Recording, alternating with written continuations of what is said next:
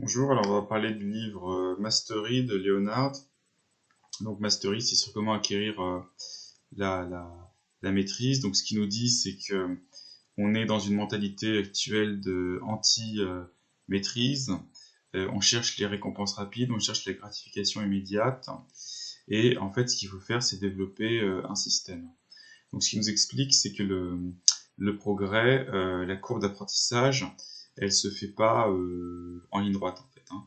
Il y a des montées relativement brusques et puis il y a des plateaux plus ou moins longs. Et face à ces tableaux, ces plateaux, il y a trois erreurs qui font qu'on va on va manquer la maîtrise. Il y a le hacker, le dabbler et le obsessive. Donc le hacker, bah, c'est celui finalement qui va se contenter de son plateau, hein. Il a compris qu'il est sur un plateau et puis voilà, il stagne. Ensuite, il y a le dabbler. Bah, le dabbler, bah, lui, c'est celui qui, bah, quand il arrive à un plateau, il s'y comprend pas parce qu'il croit que le progrès c'est linéaire, il se décourage, il abandonne. Et puis il y a l'obsessive. L'obsessive, c'est celui qui refuse à tout prix le plateau, qui veut à tout prix progresser en ligne droite, donc qui s'obsède, qui travaille de plus en plus, et puis il fait un burn-out. Donc en fait, la bonne personne face à ça, c'est l'apprenti, et l'apprenti, lui, va réussir à développer l'expertise. Et il a compris que la courbe d'apprentissage, elle se faisait avec des bons et ensuite des plateaux. Alors en plus de ça, l'apprentissage doit se faire sur la base du modèle d'un maître. Donc le mieux, c'est de trouver un maître, et si on n'a pas de maître à disposition, ben, on va s'inspirer de la vie d'experts, de gens qui ont maîtrisé, euh, et de s'inspirer de ce qu'on appelle en anglais credentials, donc de leurs références, de leur lignage, et le maître, soit physique, soit dans une transmission indirecte, il devrait montrer principalement de la patience et de l'empathie. Alors ensuite, ce qu'il faut en plus, ben, il faut évidemment la pratique. Donc il faut pratiquer, pratiquer, pratiquer. Il faut une pratique extrêmement régulière et donc développer des routines, développer des habitudes, développer des gestes qu'on va faire, refaire, refaire, refaire. Et pour ça, il faut se détacher du résultat. Hein, c'est pour ça qu'on est sur une approche système, pas sur une approche résultat.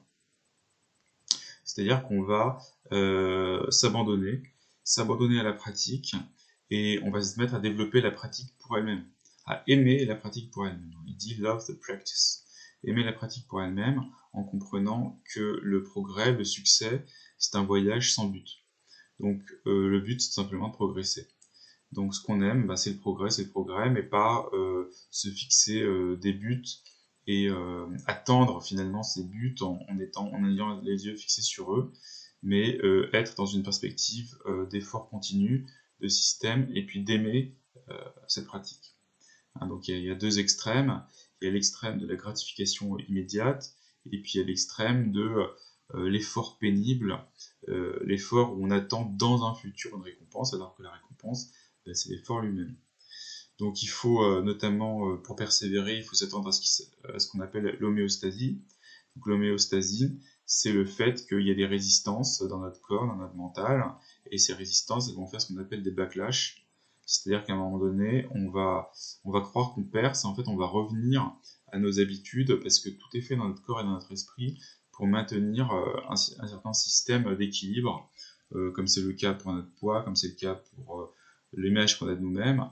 Et donc, bah, il faut s'attendre à ça, et puis au bout d'un moment, il y a des effets de bascule, où bah, finalement notre image de nous-mêmes change, notre mental change, notre corps change, et du coup, bah, toute notre façon d'être change. C'est comme un thermostat qu'il faut changer. Il faut changer le paradigme. Voilà, donc que dire d'autre? Ben, il nous explique comment développer son énergie. Donc développer son énergie, il faut faire du fitness physique, développer la forme physique, reconnaître les choses négatives dans notre vie, pas que chercher les positifs, dire la vérité, honorer notre côté sombre, se fixer des priorités et s'engager, et puis tout simplement aller sur le chemin de la maîtrise. Voilà. c'est l'essentiel de ce livre.